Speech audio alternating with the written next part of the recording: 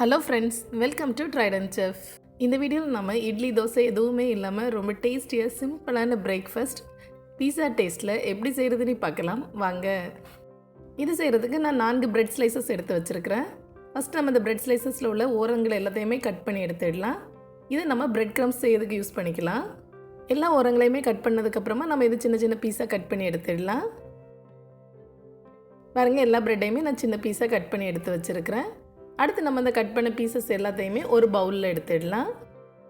இது கூடவே 2 table spoon அளவு பொடியாக நறுக்கிய வெங்காயம், 2 டேபிள் ஸ்பூன் அளவு தக்காளி, 2 டேபிள் ஸ்பூன் அளவு கேப்சிகம் சேர்க்குறேன். கேப்சிகம் ஆப்ஷனல் தான். Pepper powder 1/4 teaspoon, 1/4 teaspoon garam masala, oregano 1 teaspoon, கொஞ்சமாக கொத்தமல்லி தழை, 2 டேபிள் ஸ்பூன் அளவு tomato ketchup, 1 teaspoon chilli flakes சேர்க்குறேன். சில்லி ஃப்ளேக்ஸ் இல்லைனா 2 காய்ந்த மிளகாயை மிக்சியில் லைட்டாக க்ரஷ் பண்ணி எடுத்து இதில் சேர்த்துக்கோங்க. இனி இது எல்லாத்தையுமே நம்ம நல்லா மிக்ஸ் பண்ணி விட்டுடலாம். நம்ம இதில் உப்பு சேர்க்க தேவையில்லை, ப்ரெட்டில் உள்ள உப்பே நம்மளுக்கு போதும்.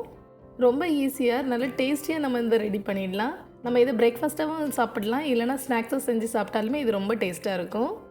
இப்போ பாருங்கள், எல்லாமே நான் நல்லா மிக்ஸ் பண்ணியாச்சு. அடுத்து நம்ம இதை எந்த பாத்திரத்தில் ரெடி பண்ணுறோமோ அதை எடுத்துக்கலாம். நான் ஒரு கிளாஸ் கண்டெய்னரில் இதை ரெடி பண்ணுறேன். இது ஃபுல்லாகவே நல்லா எண்ணெய் தடவி விட்டுடலாம்.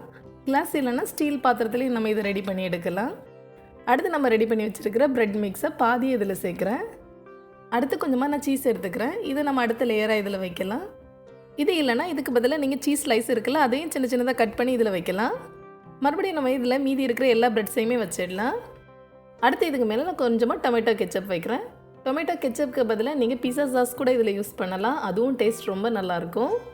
மறுபடியும் இதுக்கு மேலே நம்ம கொஞ்சமாக சீஸ் வச்சிடலாம். உங்களுக்கு எவ்வளோ சீஸ் வேணாலும் நீங்கள் இதில் வைக்கலாம், சாப்பிட்றதுக்கு ரொம்ப டேஸ்ட்டாக இருக்கும். இனி நம்ம இதை பேக் பண்ணி எடுத்துடலாம். ஒரு ப்ரீஹீட்டட் அவனில் 200 டிகிரி செல்சியஸில் 5 நிமிடம் இதை பேக் பண்ணால் போதும், சூப்பராக ரெடி ஆகிடும். இல்லைனா நம்ம இதை பேனில் வச்சு கூட ரெடி பண்ணி எடுத்துடலாம். பேனுக்குள்ளே ஒரு ஸ்டாண்ட் வச்சுட்டு அதுக்குள்ளே இதை வச்சுட்டு க்ளோஸ் பண்ணிவிட்டு 10 நிமிடம் கழித்து எடுத்தாலுமே சூப்பராக ரெடி ஆகிடும். பாருங்கள், ரொம்ப சூப்பராக ரெடி ஆகிடுச்சு. சீஸ் எல்லாம் நல்லா மெல்ட் ஆகி ரொம்ப டேஸ்டியாக ரெடி ஆகிடுச்சு. இது எப்படி வந்திருக்குதுன்னு பார்க்கலாம். சீஸ் எல்லாம் நல்லா மெல்ட் ஆகி ப்ரெட்டில் மிக்ஸ் ஆகி பாருங்கள், ரொம்ப சூப்பராக வந்திருக்குது. இது செய்கிறதுக்கு ரொம்ப டைம் ஆகாது. நம்ம 5 மினிட்ஸில் சிம்பிளாக இதை ரெடி பண்ணி எடுத்துடலாம். பிஸாவோட டேஸ்ட்டில் இது ரொம்ப சூப்பராக இருக்கும். அவ்வளோதான், ரொம்ப சிம்பிளாக நல்ல ஈஸியாக டேஸ்டியான பிரேக்ஃபாஸ்ட் ரெடி ஆகிடுச்சு. கண்டிப்பாக நீங்களே இதை ட்ரை பண்ணி பாருங்கள். மீண்டும் ஒரு சுவையான ரெசிபியோடு விரைவில் சந்திப்போம். தேங்க்ஸ் ஃபார் வாட்சிங்.